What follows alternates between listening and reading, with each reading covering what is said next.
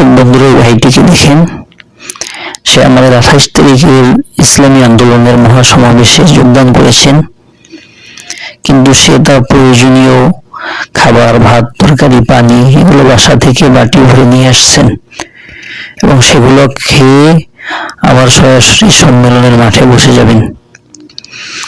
আসলে আমাদের দুনিয়ার যারা রাজনীতি করে, অন্য কোনো দুনিয়াবি দল করে, তারা তো স্বাভাবিক একটা সম্মেলনে, একটা মিছিলে, একটা মিটিংয়ে অ্যাটেন্ড করলেই সেখান থেকে অনেক টাকা পায়, কিন্তু একটা মাত্র দল ইসলামী আন্দোলন বাংলাদেশের প্রতিটি নেতাকর্মী, প্রতিটি সদস্য, এমনকি সাধারণ যারা আছে তারাও নিজেদের পকেটের টাকা খরচ করে সম্মেলন বাস্তবায়নের জন্য এনদ দিয়েছেন এবং নিজেদের টাকায় ভাড়া দিয়ে, নিজেদের খাবার খরচ সবকিছু দিয়ে তারা এই সম্মেলন বাস্তবায়নের জন্য সেখানে উপস্থিত হয়েছেন।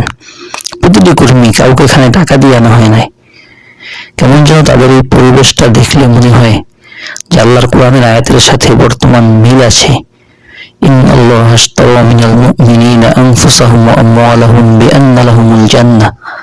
তারা কেমন যেন আল্লাহ তাআলার এই চুক্তির সাথে সমঝোতা করে নিল, তারা জান্নাতকে ক্রয় করে নিল।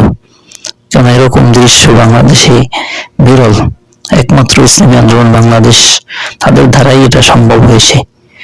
যেহেতু সরাসরি জিহাদে বাংলাদেশ এখন পর্যন্ত আগাম না, কিন্তু এই পরোক্ষভাবে আমরা যেভাবে রাষ্ট্রের ভেতরে ইসলাম প্রচারের জন্য, খেলাফা বাস্তবায়নের জন্য কাজ করছি, তার মধ্যে এই লোকগুলো, ইখলাসওয়ালা লোক